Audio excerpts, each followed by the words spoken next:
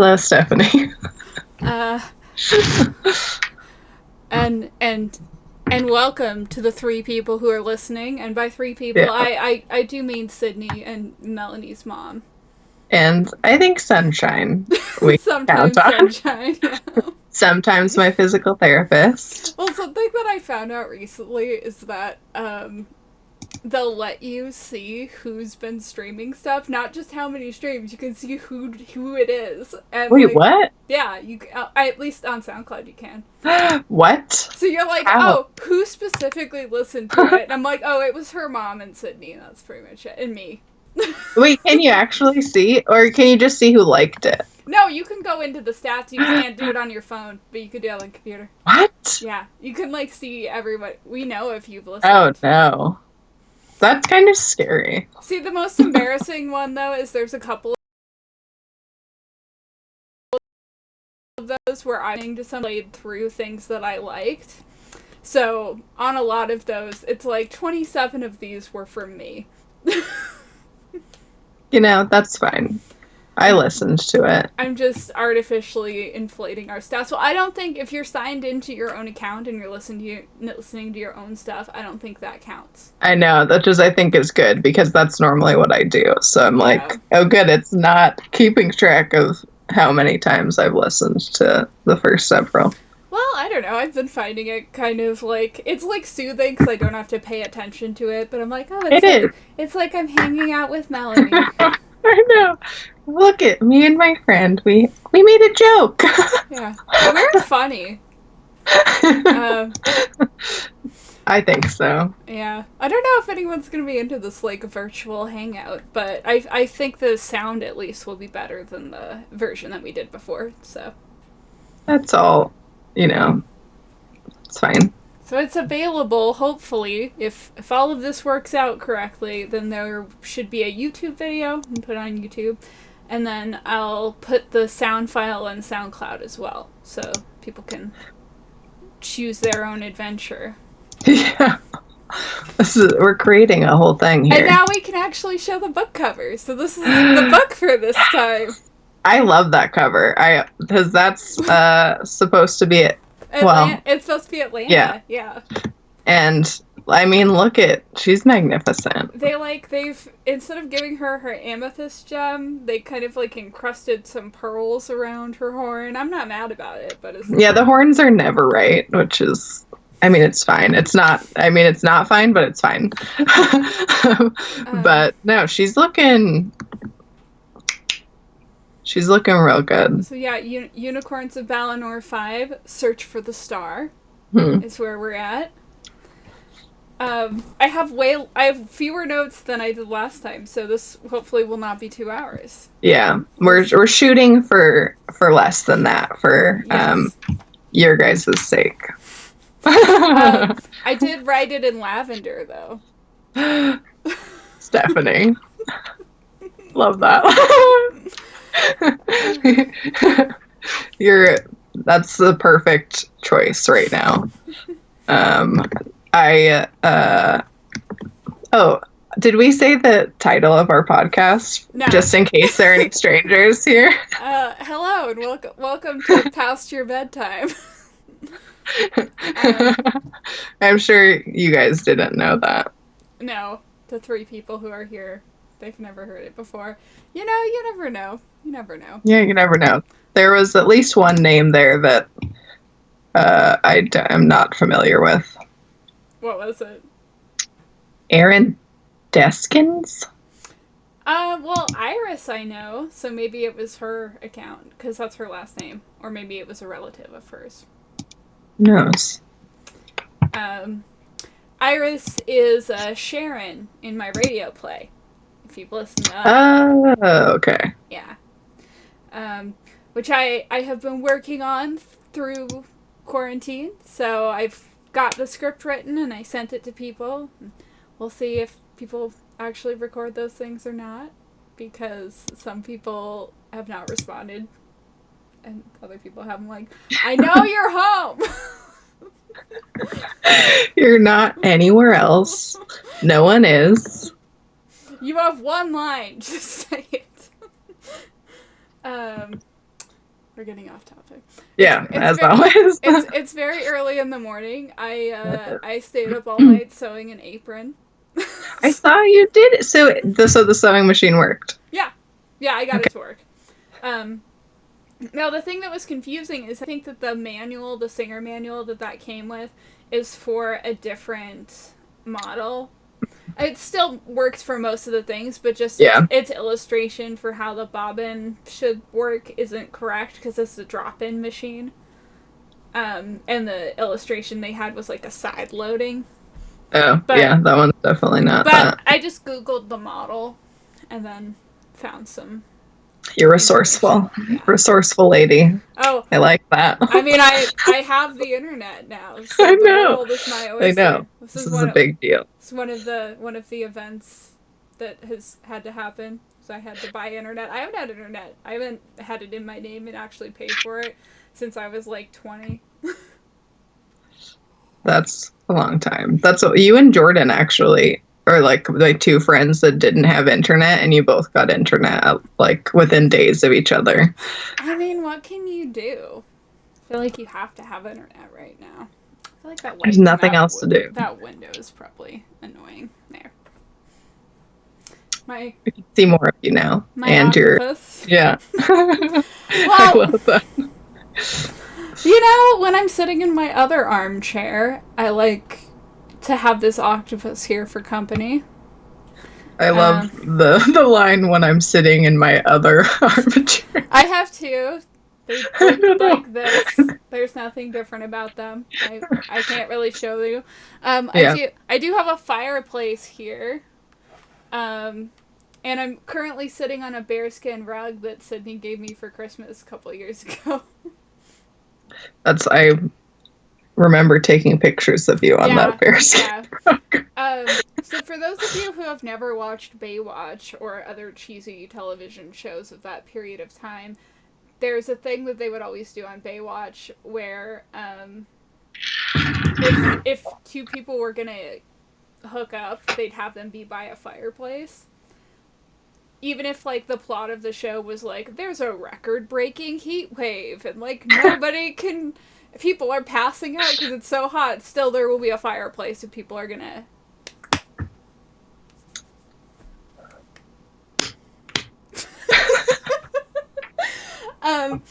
And so I was joking about how I have this fireplace all the time, and it must be really confusing for people because they're just getting mixed signals from this fireplace. Mm-hmm. And I was joking that, like, maybe I really also need to get, like, a bearskin rug to, like, double down on the romance novel atmosphere. And then he, like, sent me one as a Christmas present. I cackled taking it out of the box. It was, like, the funniest shit to me. That was, and then Stephanie was like, I've received this bearskin rug. Can you please take pictures of me on it so that I can send it to my friend? I was laying on the bearskin rug texting Melody, like, Melody, please come over and take a picture. I'm not good at selfies and I need your help. I think we nailed it, personally. She really, like, she did, though. Like, in between her other errands, Melanie, like, popped in to take a picture of me from my kitchen. Yeah. That's just, friendship, I think. Sometimes you need to take a picture of your friend on their bearskin rug in front of their fireplace. The first time I went to Stephanie's house, she invited me over for cake. And I came in, I was like, cake and a fireplace? What's happening? Yeah, and then I walked you to your car with, like, my giant flashlight. And I think you were like, wow, that's such a big flashlight. I was like, oh, it's also a stun gun.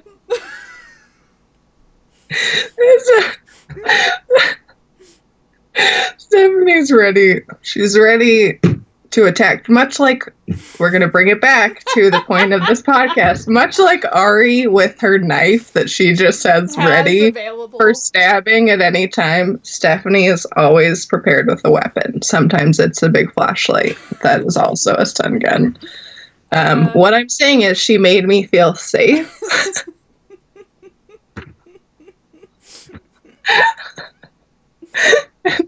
That's something I always appreciate about Stephanie. That's friendship. Okay, yes. So I guess it's time for you to say what you remember about this book. Okay, so as always, did I do my homework? I do my homework ahead of time? No. Would I be me if I did that? So I'm just I did what I did do is I already Googled the book and have it pulled up. So in that way, I think I'm killing it. It's only 9 in the morning. Yeah, it's very early. I have a lot of things scheduled today. I'm also playing D&D, and then I have to do virtual DJing. So if anyone listens to this before it's 6 o'clock on Sunday, you could listen to me on the radio. Stephanie's a busy gal. She's got a lot going on. I've got nothing going on, but I'm trying to find shit to do, so. Yeah. And I'm just trying to be a better adult or something. And well, Melanie is still working right now. Yeah. Melanie has like a job, yeah. Whereas I have just been in my apartment for like 3 weeks, sewing and like crocheting shit. My current like totally pointless thing is to trying to make vines to put on my walls. I love that. I love that, Stephanie. Oh, you're a good human, Stephanie. And she's learned, I don't know if you guys can see, but, well, some of you aren't going to see at all. But anyway, don't worry about it. But Stephanie has been looking at how to use liquid eyeliner, and let me tell you, she's looking real good right now. I don't think that's true, but Listen, you came on the screen and I was like, who's that? I'm also wearing mascara. That might be part of it. But normally I just get my eyelashes dyed, but I can't do that right now, so I had to put on like actual stuff. Mask stuff. Yeah, we dressed up for each other. If you're gonna do a full eye makeup look and then you don't have mascara on, you look real deranged. It's definitely, it's not quite right. I'm just intimidated by liquid eyeliner, so I thought that I would get some practice on it while like nobody can see me. Yeah. Anyway, bringing it back. Yeah. Unicorn. Bringing it back. Unicorns. So, Unicorns of Balinor 5. Search for the Star. Mary Stanton. This is what we're doing. So we already talked about the cover. Amazing. Atlanta. Gorgeous. Big fan. So let's see. So this is the summary according to Goodreads. Deep in the lair. Do I usually read it? I think you do. Okay, well, I'm going to read it this time, even if I didn't before. Deep in the lair at Blue Mountain, Nighton? How do you pronounce it? Nighton? I just keep calling it the dragon, so. Yeah, I don't remember it having a name. It apparently has a name. Niacin. Nice. The dragon safely guards the indigo star. The jewel's magic has always protected the indigo herd, until now. Or shan't. The evil shifter has captured the indigo the indigo star and gained control over the band of unicorns. As the shifter's darkness creeps through Balinor, now not even the unicorns are safe. The indigo unicorns are fading, and so are their spirits. Princess Ariana and the Sun Chaser must... I love that they call him the Sun Chaser. They call him out sometimes in the book this time. He's not Chase right now. He's the Sun Chaser. I mean, he deserves the title. He's amazing. We all know. I have a long-standing crush on Chase, which is fine. So Princess Ariana and the Sun Chaser must reclaim the jewel before the unicorns slip into the shadows of the shifter. Okay. Yeah, so what do I remember? Not a lot. Always. But last time when you started going, I was like remembering things left and right.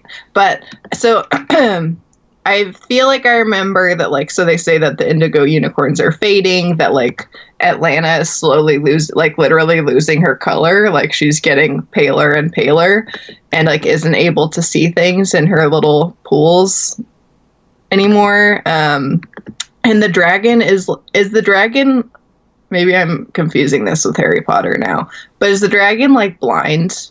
No. Or is it just really old? No, it's sleeping. It's just sleeping. And so it's just sleeping there. I'm thinking of Harry Potter, but that's okay. So it's just sleeping by a lake, right? So it's in a cave that's near a lake. In a cave? Okay, near a lake. Okay. But does it fly out of the cave above the lake? It does fly out, yeah. It eats a bunch of shit in the lake. And then Yeah. later it goes back to that area. Okay. And does it speak? Is it like yelling at them? It's angry. It can talk, yeah. Because it doesn't know that the star is gone, right? No, it knows that it's gone. It knows that it's gone. Okay. So it knows that it's gone. Do they show up and he's like, you guys stole it? Well, I mean, he gets told that they've stolen it. Like, that's one of Entia's tricks. Oh, sorry. I also just realized that we can do reactions to these videos. Oh, no. Sorry. I'm alarmed. That was a lot.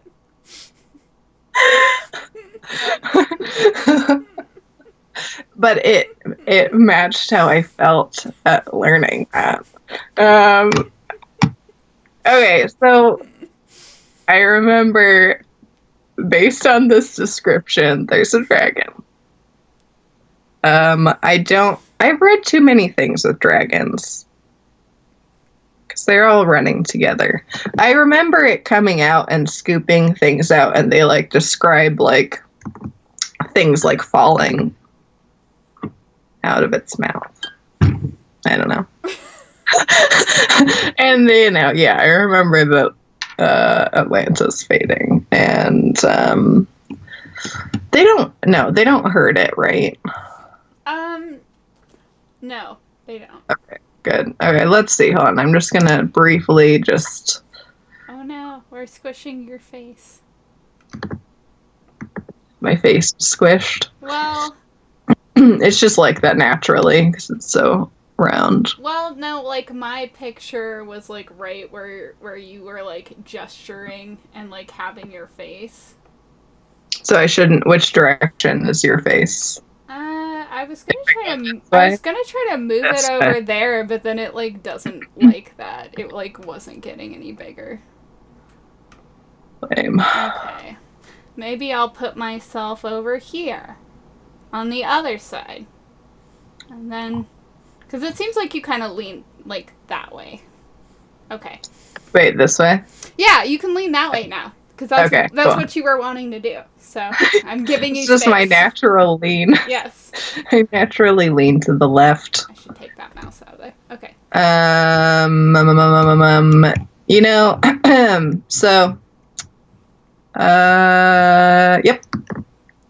That's what you got. Okay. That's what I've got. Also, I took my socks off because I don't know, something that we were talking about was making me sweaty and embarrassed or something, and then I got hot. I started sweating. I didn't put deodorant on today. I took my socks off. Now my feet are cold. What's the point? I might have to put deodorant on. Hold on. I'm just gonna. You guys won't like it. You guys can't smell me, but I can smell me. Not yet. I haven't started smelling yet, but I will. Oh god, I can hear feedback. Like I can hear the echo of my own voice. You won't have to do that for much longer. I feel like you're doing this to sabotage us using this clip. I'm not embarrassed about my deodorant usage. Listen, you don't sweat. Well, some people don't, and that's fine. And then they overheat and die. No, that's like Kara doesn't really sweat, and I'm like, you must have a great life. Congratulations. You're perfect. Okay. Can't relate to that. This is like I'm cutting up. I'm coming up on my sweatiest part of the year. And I'm almost out of deodorant. So yikes. Anyway. Okay. So now we're going to, since I don't remember anything else, to our next segment, which is Penny for Your Trots, where Stephanie what she's been thinking and feeling regarding this, and then I'll interject if I remember anything. Okay, I got my Balinor notebook.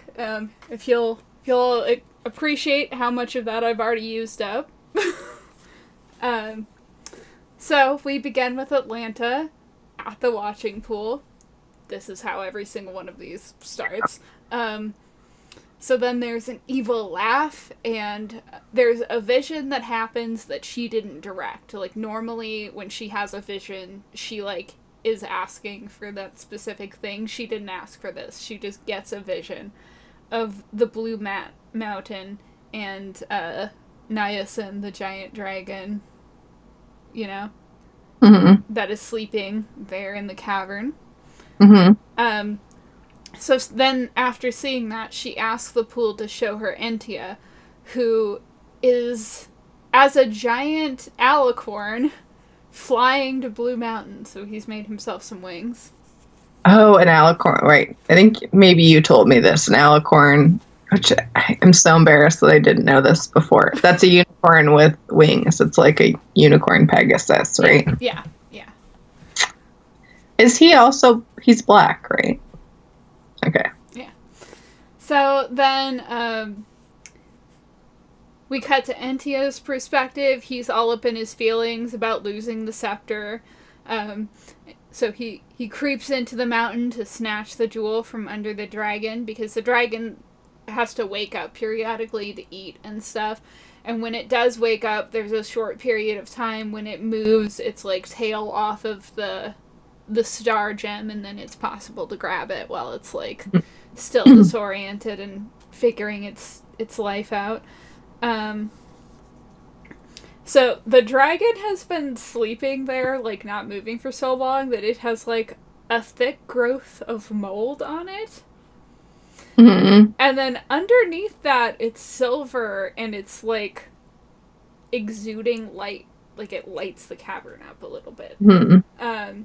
So Entia initially is kind of scared of it, and he makes a 9-fingered hand with a thumb like a hook, like out of his chest, and then he like slowly wiggles it loose with this hand that he's made, and so now he's like not afraid of the dragon, because he's like, I'm the most powerful thing that has ever existed.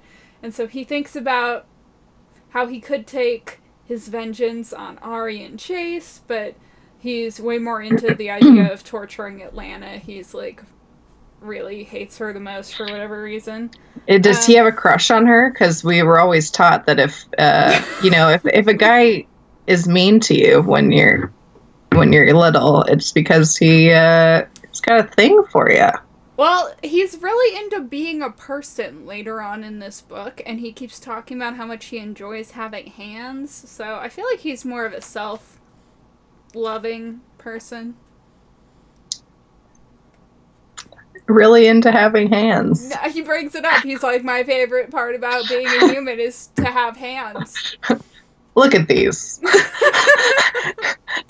Look at these things. They're kind of useful but terrifying. I don't really understand. Anyway, that's a whole other thing. Do you ever really just look at your hands? I have spent a lot of time recently doing that. Okay. So anyway, part of like the thing where he's thinking about how much he hates Atlanta, he's like, and her stupid violet coat. And then I drew the Mean Girls meme Like the why you so obsessed with me. So, cut back to Atlanta. She's running over to where the old mare is, and as she's doing that, she sees that the other purple and blue unicorns their color is starting to leach out. Apparently, the old mare reigns next to the one who rules, so she's like at the left hand of God, or is a god. Like, they're all gods, but the one who rules is like up the stairs. So then, Yeah. So that make her like who's that? Forgot Gabriel? I don't know. I don't know. I don't know religion at all. Mary? Mother Mary? I feel like she's more like high up than Gabriel. Yeah. Father, no. Yep. Oh, anyway. Then, in case you haven't listened to this before, we have said this several times, but this is basically Lord of the Rings, but with unicorns, and so the old mare is Lady Gandalf. Lady Gandalf, yes. And then at Atlanta, we're toying with his Galadriel, maybe. I like that, but like a less scary Galadriel. Yeah.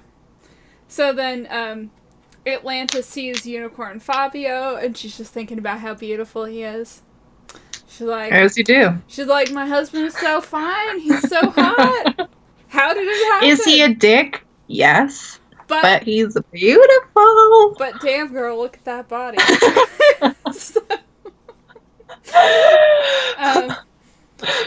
So she's able to summon the old mare and confirms that the shifter has the indigo star. Mm-hmm. So that means that Atlanta can't protect Ariana, she can't send dreams, or travel to Balinor. So she kind of like doesn't have any power right now. What is Numenor's point? Why? He's just her side piece. He's the Jay-Z to her Beyonce. Like, everyone else is like, you could get rid of him whenever. We'd be fine with it. Why is she having to do all of the work here? Like, literally, so if something happens to Atlanta... Like, something happens to Atlanta and everyone's like, well, fuck. That's just it. We can't do anything. She had to do everything, all of the work. And other than Toby's like a real ride or die. Other than Toby in Atlanta, everyone else is pointless. Numenor hasn't ever done anything. The only thing he does is, like, try to fight people who, like, it doesn't make sense for him to fight. He's like, I'm gonna beat the shit out of them. She's like, no, please, calm down. He just starts strutting around with his beautiful golden mane. Let me and my 2 bodyguards that I have at all times. Because I'm so important and yet accomplish nothing. Other than, well, you know, everyone needs to have something beautiful to look at. Yeah. Yes. You know, this is the first time I've heard anything positive about Numenor. I'm going to take what I can get. At least she's like, yeah. She has fondness. She's like, he's hot. I guess if she's happy, I'm happy. You know, he's a himbo. That's fine. That doesn't make sense actually for him because himbos are dumb and kind, and he's not kind. What is dumb and mean, but buff? It's not a hunk, because hunks are nice. Just a regular jock, I guess. Yeah, just a dude. Yeah. I was going to say a himbo is a guy who is really in shape and nice, but stupid. So it's like a male bimbo. I've never heard that before. Vocabulary word of the day is... I know, the things you learn before 10 o'clock. Is himbo. Let's see. So the... Mayor says that they have to combine the scepter with the indigo star, and then when Atlanta asks how she can steal the star from the shifter, the old mayor just turns into a rock, and that's it. As she does. Hey, how... Oh, you have to steal this. Cool, how do I do that? I'm sorry, I'm a rock. Actually, this is part of your personal growth. You just figure that out on your own. The classic, will lots of people die? Maybe, but at least you'll be a better person. Anyway, I have so many things to do, and I just... Is this, sorry, also, is this the...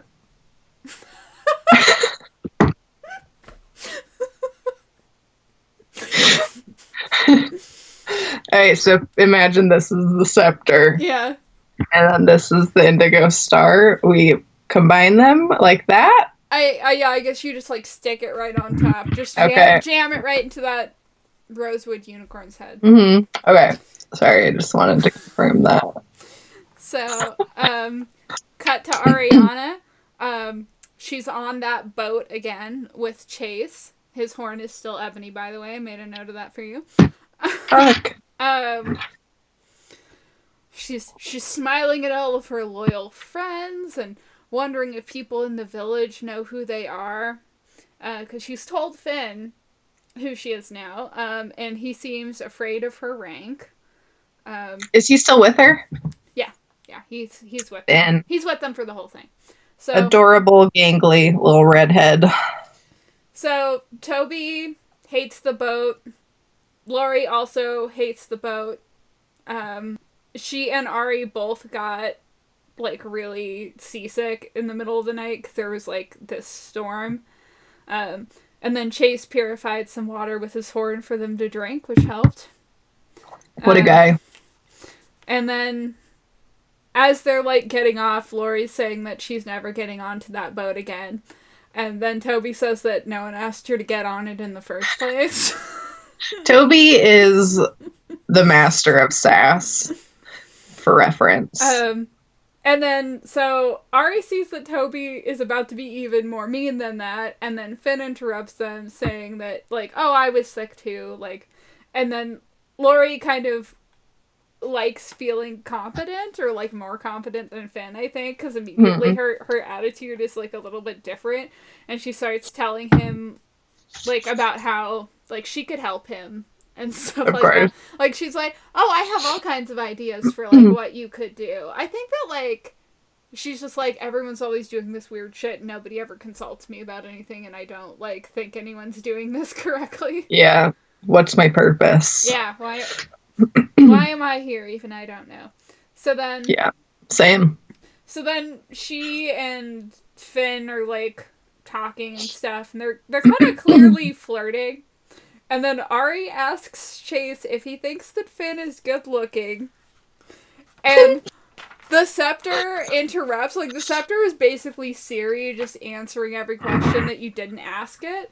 It just starts, but also, like, in a dickish way. Yeah, so it just starts loudly answering her question about whether or not Finn is attractive. Like, within other people's hearing. And she's like, oh my god, I'm dying. What does it say? It just starts, and then she's like, shut up, and like shouting it in her bag. But it says that Chase looks bewildered. He's like, why is my girlfriend asking me if I think this guy is hot? I don't understand what's going on. No. Yeah, well, fair enough. So, something that we learn here, at least, like, while the Scepter is, like, functioning properly, it basically will just answer any question said near it. So if you just say, even if you're not directly asking the question, if you say a question, it'll start to answer it, whether you want it to or not. So, it's kind of annoying. Yeah. So they are traveling back to Balinor village, and Finn and Lori are really palling it up. They're, talking the whole trip and hanging out. So Ari gazes into the fire and misses Atlanta at this point. And then she's like, I wish I could talk to Atlanta. And then she falls asleep, and Atlanta shows up in her dream. And she's trying to tell Ari about the whole indigo star situation, and she mentions Dr. Bonnie.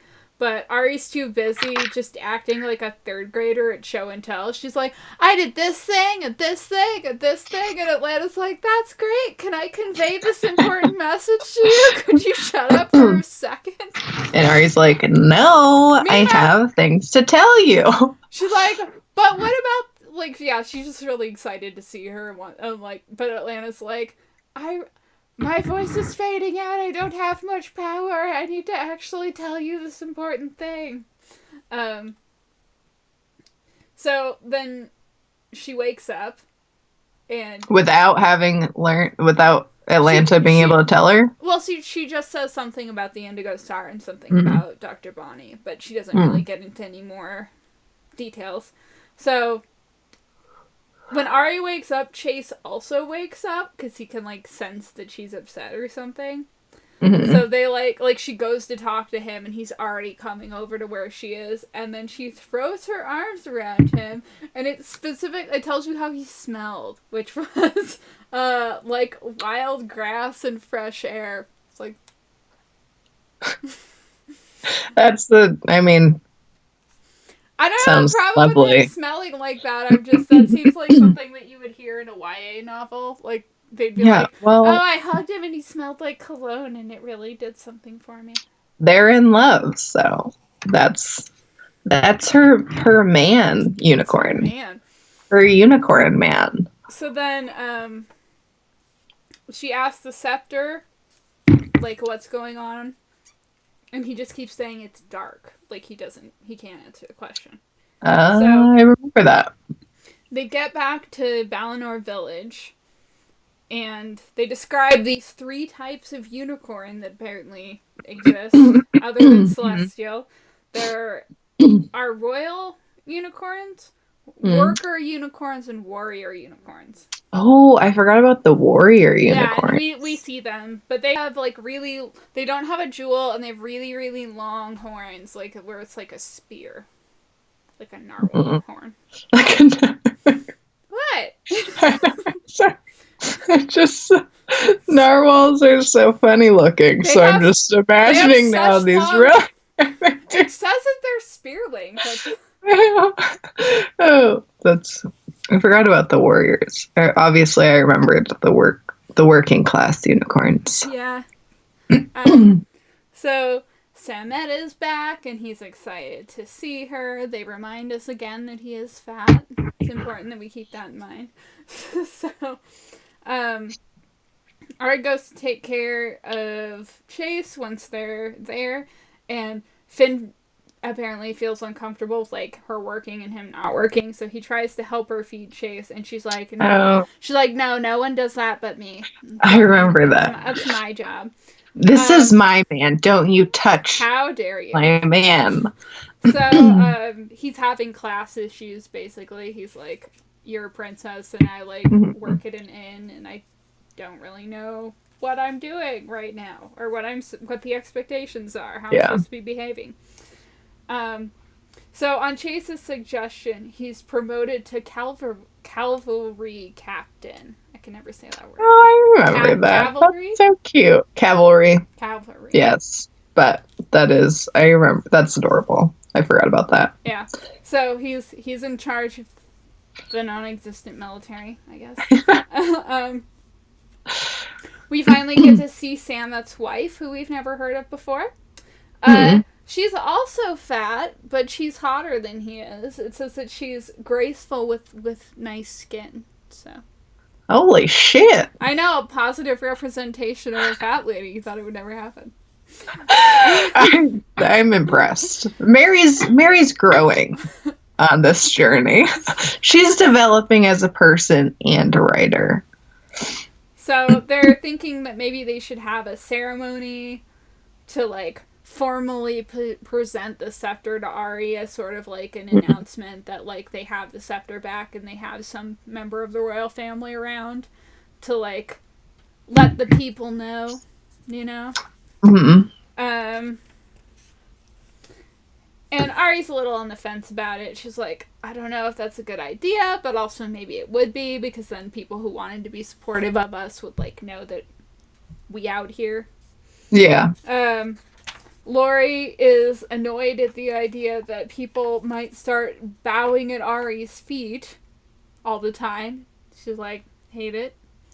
Why can't they be bowing at my feet? Just a suggestion I had. Um, so then she's like thinking about her family. She's having some memories. She mentions like Bren teaching her how to use a sword. No mention of any other brothers at this point. What I is don't know if she does. She deal? just doesn't have them anymore. Bren's like the She's only brother just that matters. Maria's like, on second thought, these other guys, they don't have anything going for I them. don't know. Bren definitely does. I mean, it's possible that she still has another brother, but we've never heard anything else about them. Like, she never brings them up. She only And has they had memories different of Bren. names. Yeah. I don't know what's going on there. Yeah. She remembers some stuff about her mom. Her mom still doesn't have a name, but she remembers her mom, like, basically, like, when she realized when she was a little kid that, like, they were royalty and they lived differently than other people. Her mom, like, kind of took her around the countryside a little bit to see how, like, the actual people of Balinor lived, to be like, you need to understand, like, what it's like for peasants here so that you can be helpful to them. That's good, I guess. So then Ari's kind of like, oh, that was a good lesson. I should, like, think about the good of the people and, like, not try to run away from my responsibilities with this. So she's, like, feeling more princessly. Mm-hmm. So then we cut to Entia. He's just hanging out by himself doing weird shit, basically. But sounds about right. They say that his red eyes were gaunt. And I'm like, can eyes be gaunt? Like, Mary, I don't think you know what this word means. I don't think your eyes... Are his eyes deflated? Like, what do you mean? He's dehydrated. They're starting to shrivel up. Yeah, no, maybe she means his face around the eyes, but Mary, your eyes are a contained ecosystem. Yeah. Like, there's nothing passing between. Yeah, like, are you talking about the eyeballs themselves? Are you talking about the, like, what's this bone around your eyeballs? I don't know. Well, so it specifically said his red eyes were gaunt, and I was like, did you get a word of the day calendar and you don't really know what this word means? Because that's not how you use this. Yeah. So then... Your occipital bone? Sorry, I'm just saying words. Yeah. I need to learn for my own sake. Your typing is so loud. That's not right. No, I knew that wasn't right. It's totally not the occipital bones on the back of your head. Freaking. One of Entia's weird activities he's engaging in is he apparently really likes to just grow like an arm right out of his chest. It wouldn't. So he grows a weird arm, and he's talking to the gem thing. He's just like talking to himself. Let's see. So then he transforms into a wolf and goes back to where the dragon is because he knows that it's like waking up. And after it like gets up and goes into the lake and eats all of the like fish and stuff that's in there. I remember this. Is he like an old looking wolf? Yeah, he goes as an old wolf and he's like, excuse me, sir, did you know that humans did this? They definitely did. Okay, goodbye. And the dragon's like, I don't question this at all. This seems credible. I'm gonna go with it. The dragon doesn't seem that smart for being like 6 years old. It just like yells a lot. Like it's like, no. That's all it really does. Same. I mean. Yeah. So she doesn't seem that intelligent. Okay. It's a lady dragon. I think it's a male dragon, but they don't really like go into it. So then Ari and Chase are having a picturesque run where it like describes their hair mixing together and it's like the same color as they're going on their beautiful. run. That is beautiful. And it's not relevant to the plot. I just thought you'd like to hear about it. Obviously. I need those details. What do I have except for those details? Also, I'm pretty sure it's the orbital bone. Orbital bones. So then, Ari's like talking. Good Lord, Sorry. Melanie. I'm sorry, I was tapping my fingers. I'm so sorry. I can't help it. I make noises. I'm sorry. I will cease fidgeting. Okay, so, Ari's talking about her mother, and she says that something about how she wishes she was here because she was wise. Because I think she's like, oh, I wish I could have her advice.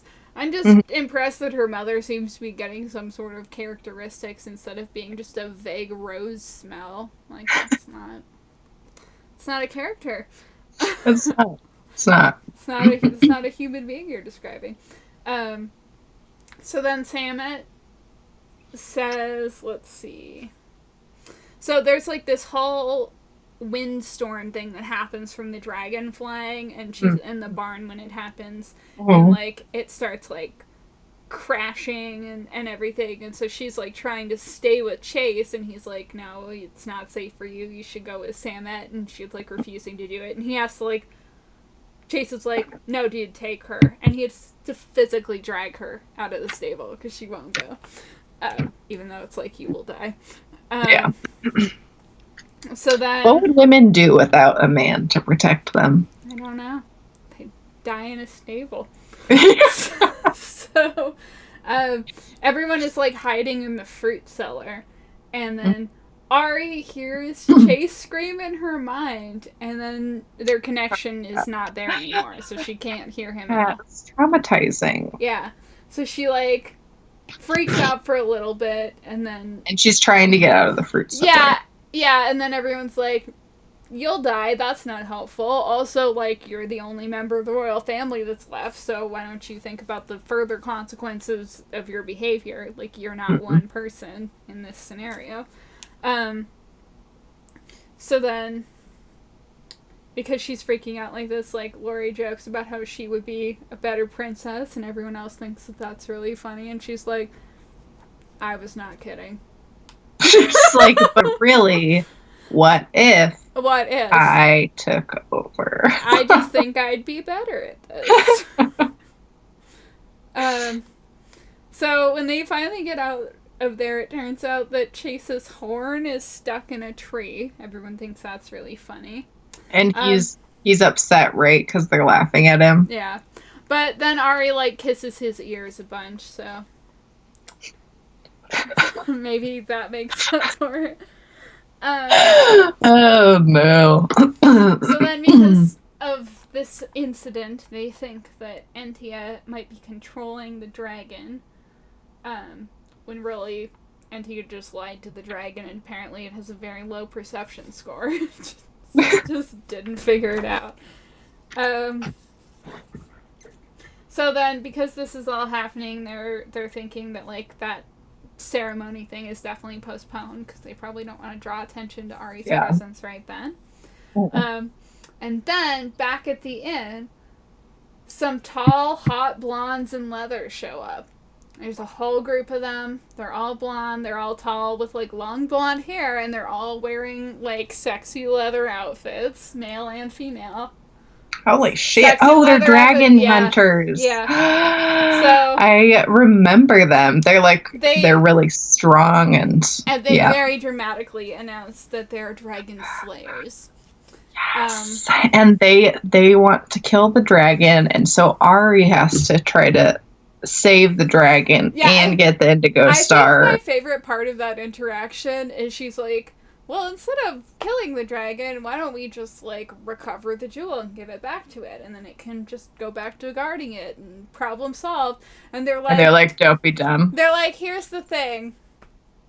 I know how to kill a dragon. I don't know how to do any of that other shit you're talking about. I'm a dragon slayer. I don't know what the fuck I don't know who you get to do what you're describing, but that's not what I do. Our one skill happens to be killing dragons, so that's what we have to do. If you have a skill, you use it. I've invested my whole life and my entire budget in this leather outfit, and I need you to respect that. Yeah. I'm sorry, you want us to do what? This outfit is not made for that. Sure, could I do other things in it? I guess, but it's not its intention. So please keep your suggestions to yourself. Does this look like the outfit of a jewel finder or a dragon slayer? Case closed. Do these knee-high leather boots say slayer or finder? If you say finder, you're way off base. You need to reevaluate your life, not me. So then, yeah, in a bid to go along with them and hopefully, like, get them to not kill this dragon, she volunteers them to help, and then Finn's like, cool, I'm also helping, and Lori's like, God damn it, but she agrees to go too. She's like, why is everyone dumb? So then also they're like, okay, we're leaving at dawn tomorrow, and she's like, oh, excellent, we're leaving at dawn, and Lori basically just thinks that this whole plan is a big pain in the ass, because it is. Like, fair enough. If somebody's like, I'm waking you up at dawn tomorrow so that we can go, like, ride across the country and then fucking kill something, I'd be like, oh, great. You know, if I wanted to hunt, I would have just continued to live in Deer Lodge.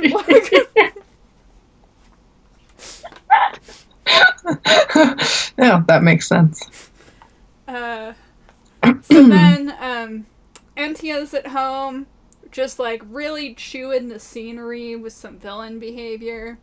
And he can't use the star's power right now without the dragon knowing that he has it, because if he, like, accesses its power, then the dragon's gonna know somebody's using it, so it's gonna... Is it actually, like, star-shaped? Like, it's like a big thing. It's, you know, like, it's like a bulbous thing. It's not like... Bulbous. It's not, like, star-shaped like this. It's like it's got, like, points all over the place. So just lots of points. Yeah.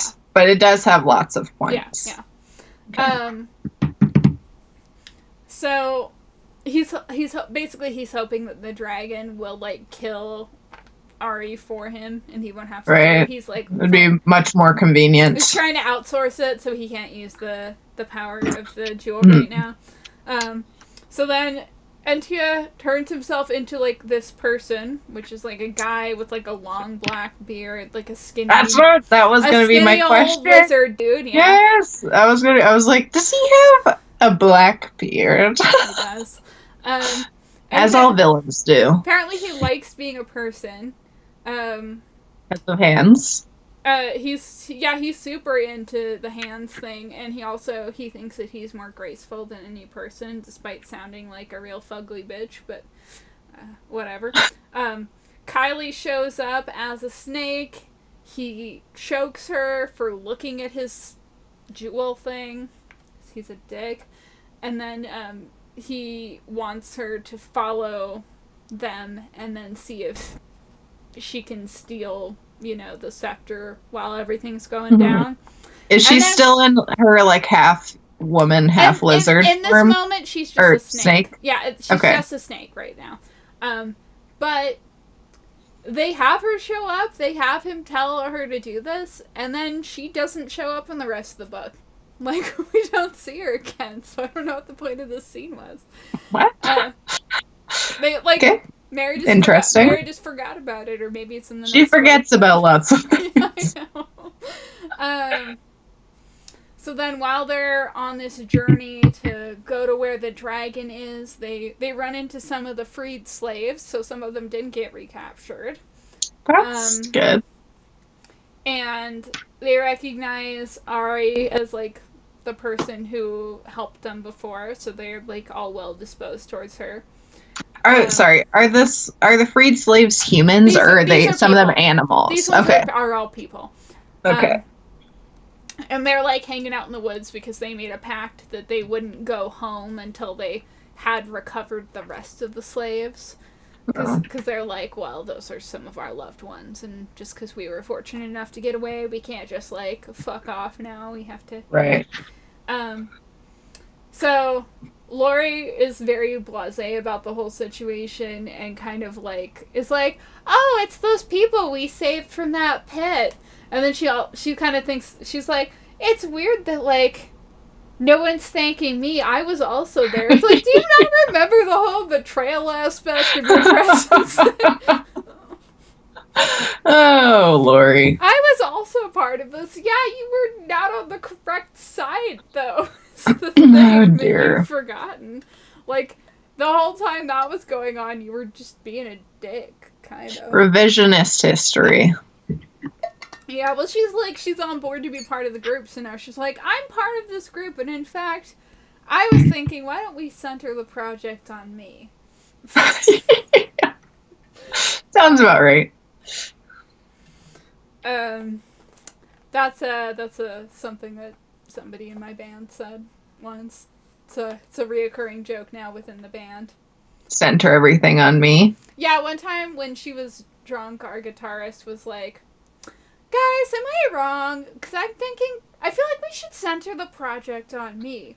Is that not... Don't you think we should center the project on me? And the rest of us were like... So here's the thing.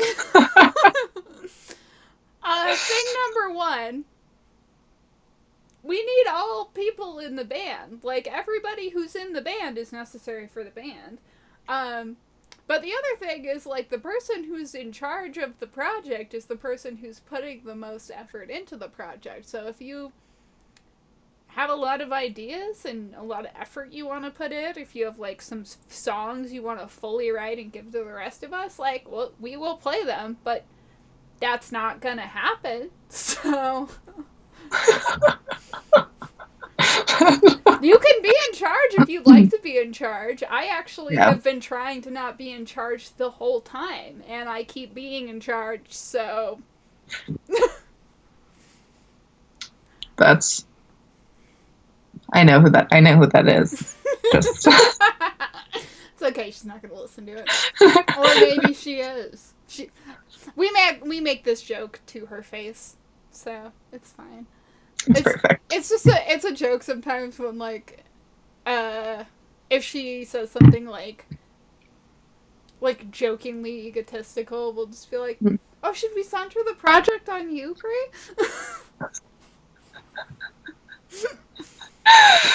Oh. Okay.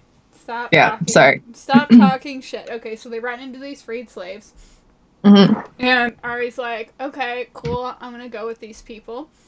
And the Dragon Slayer people are like, no, we can't, like, let her just go with these random people we don't know. And she's like, too bad you're not in charge of me, goodbye. Yeah. And then, like... And she's like, also, I didn't know you, like, a day ago. Yeah,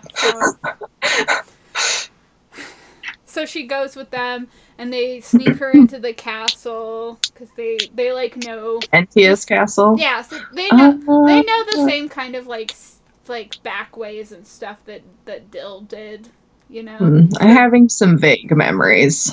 So then they, like, put her in this, like, cowled robe thing that apparently all the servants use.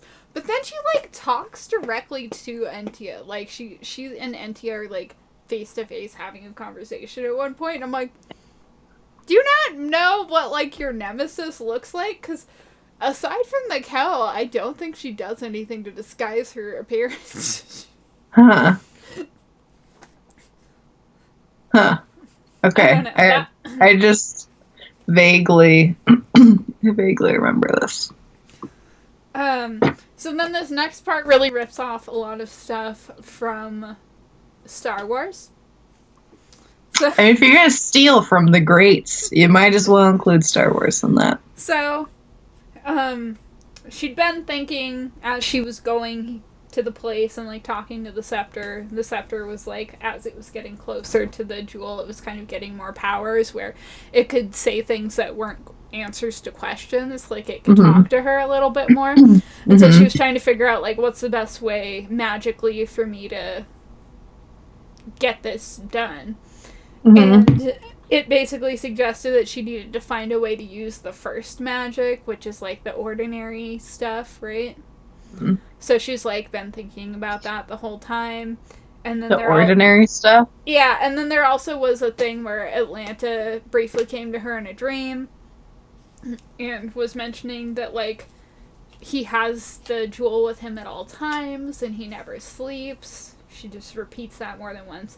So then when Ari is there and she's, like, seeing Intia in his castle, like, she's, like, pretending to be a server and, like, bring him food or something. Yeah. Is it on a necklace? Yeah, he's, like, got it, like, on a big, like, rope, because it's large. But it's, like, one of those, like, Flava Flav clock necklaces, kind of but it's vibe. an indigo star. But it's a star, so she kind of Jedi mind tricks him into falling asleep. And then gets the jewel, and then pretty much as soon as she gets it off of him, he, like, wakes up, and then, like, she has the, like, jewel that she shoves into the scepter, and then she, like, fucking, like, force lightning, like, strikes him with lightning. I love that. And then there's, like, this blue path thing that happens where she can, like, walk on air. She, like, walks out of the castle that way on, like, a path of blue light. And as all of this stuff is happening, she has, like, a vision of Atlanta and the other indigo unicorns, like, getting their color back and stuff, so that's all worked out. So then she gets out of the castle and she tries to get to the dragon in time to return,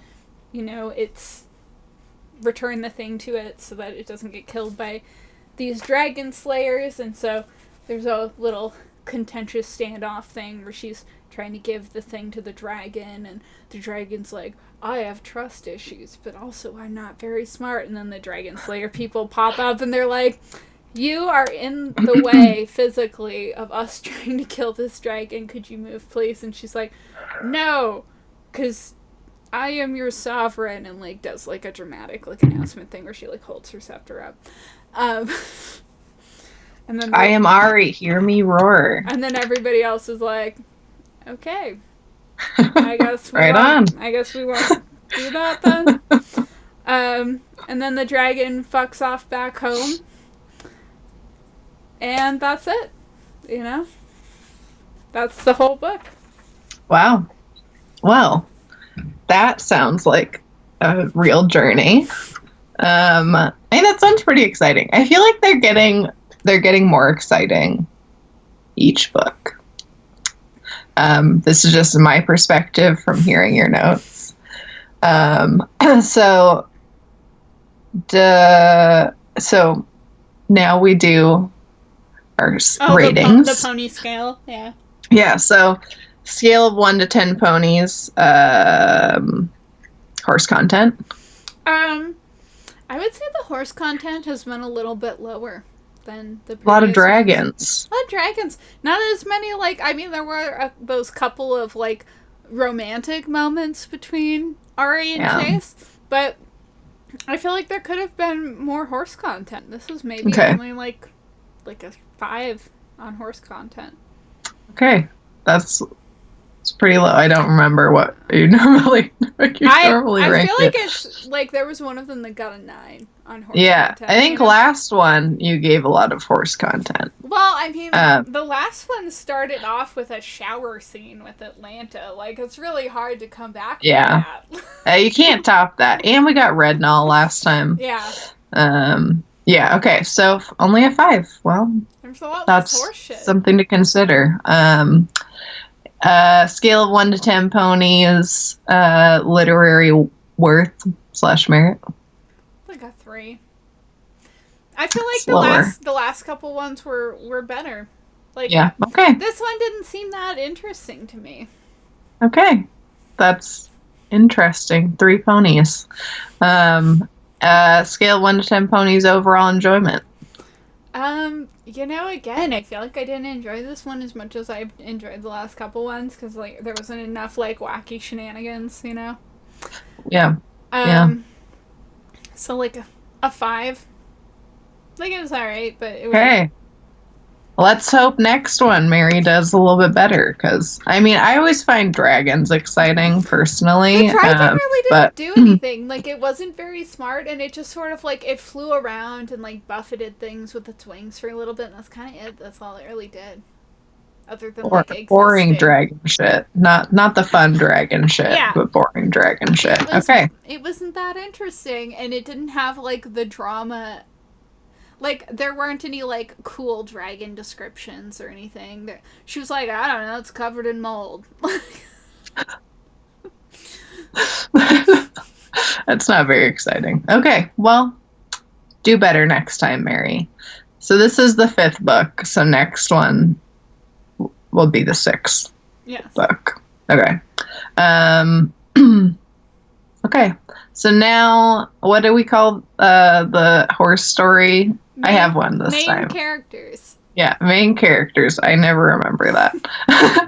I have one. I just came up with it right now. Proud of you. Thank you. So this one, it's not really about me, but it's about my dad. Ash, the fencing nerd. Yeah, exactly. My dad, aka, wasn't it Ash, the fencing nerd? Yeah, that was my dad. So when I was little, I don't know, I must have been like, because I remember this, but I was still pretty young. So like maybe 5. But at the time, and I don't know why it was. Anyway, what's happening? What I tried to say.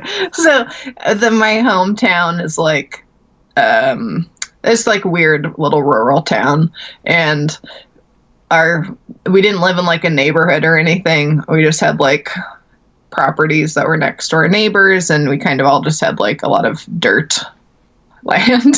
And for whatever reason, my sister and dad were like riding their horses. We had this old pinto named Apache, and he was the one that like my sister would ride sometimes, and I would ride him sometimes when I was like super little. I don't remember Apache super well.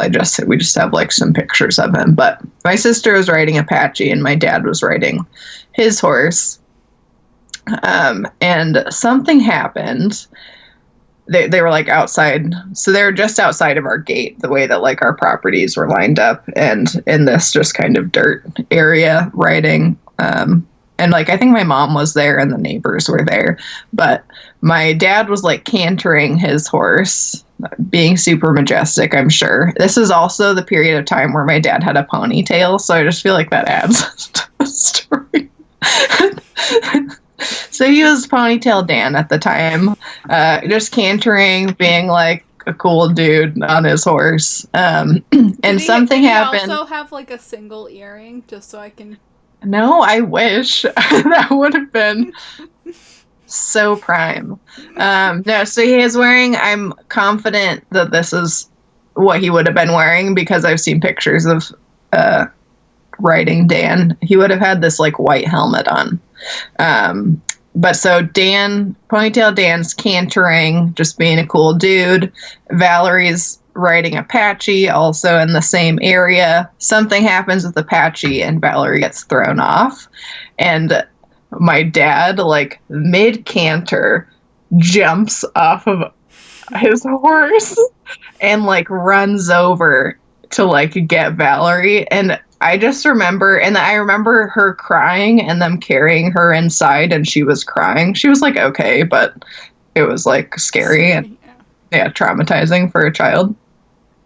But I just remember being like, thinking that my dad was like a superhero because he jumped off of his horse mid-canter and was just like my dad can literally do anything and he will save anyone. And like, I was just like in complete awe. I was kind of like, oh, sad Valerie, but less sympathetic because I was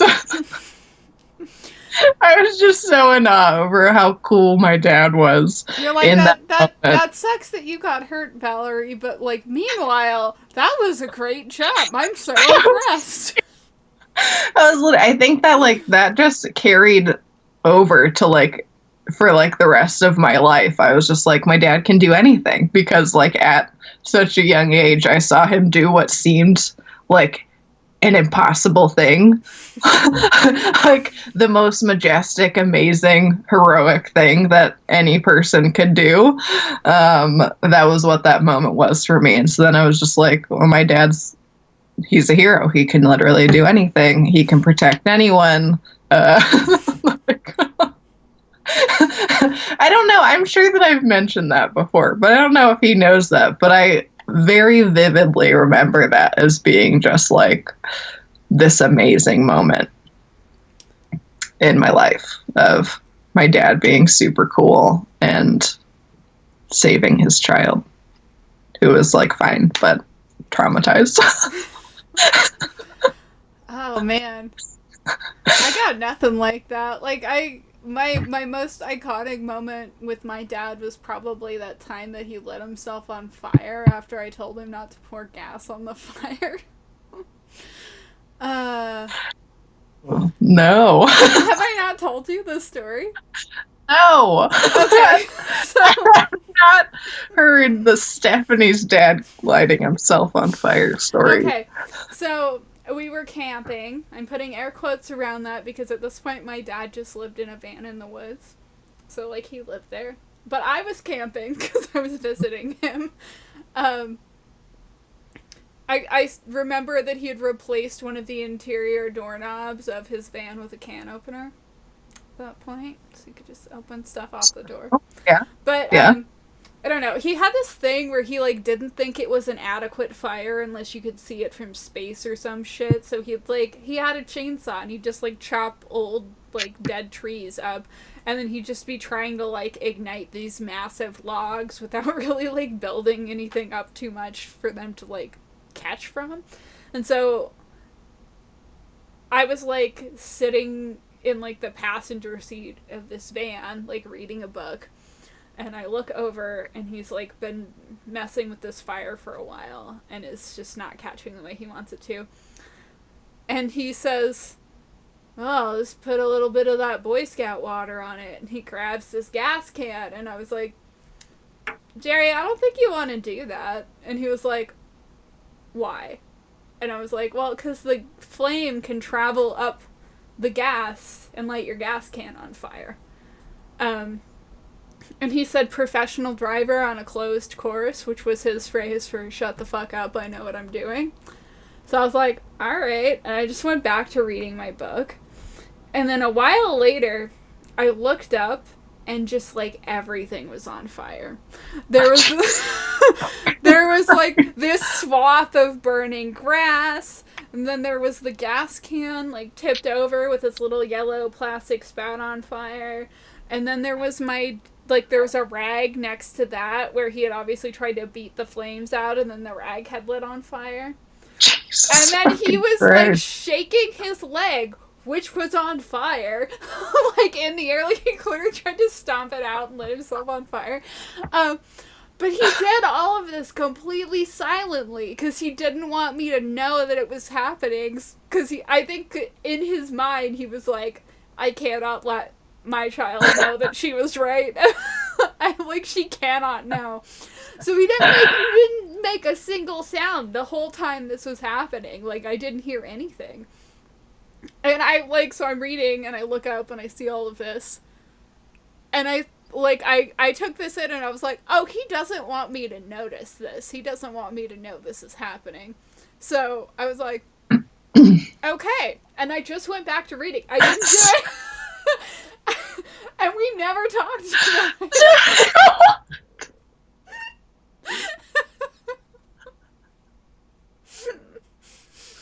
Like, I assume he just, like, tended his injuries. He never mentioned that he'd hurt himself. Nothing. And I never brought it up. Oh my god. I have never heard that story. I would definitely remember that. How old were you? I don't know, like 12 or 13 probably. Oh my god. And I was just like, well, it seems like that's none of my business. Going back to my book.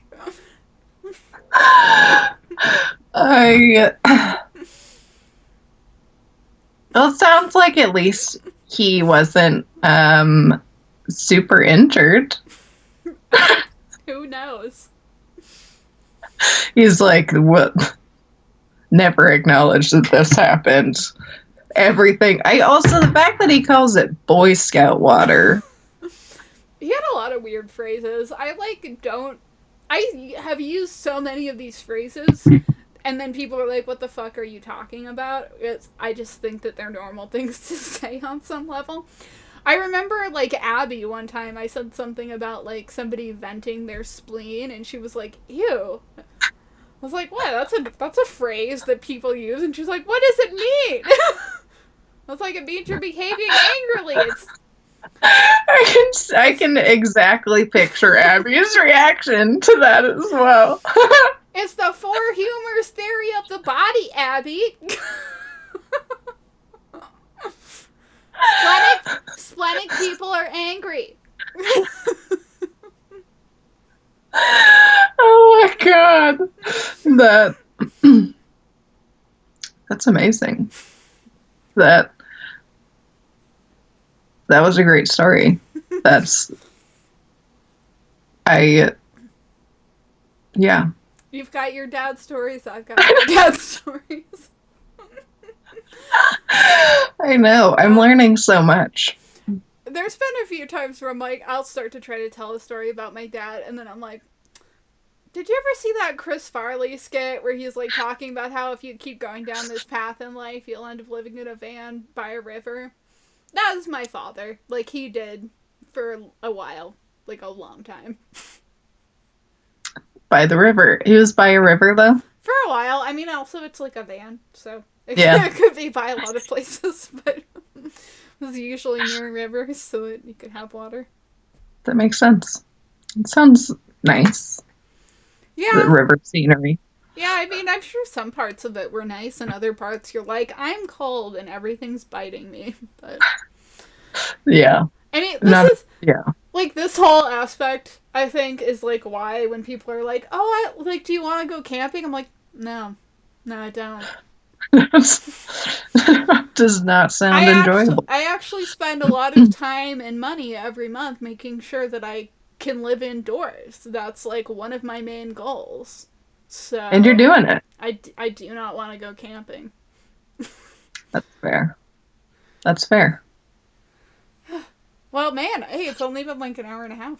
It's like I know, we did it. Reasonable length of stuff. We probably don't even have to edit it. You guys are welcome. Kept it under 2 hours.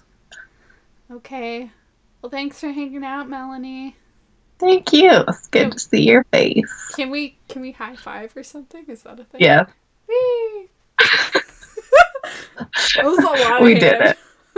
That was so much. You know, it's been a hands have had a good.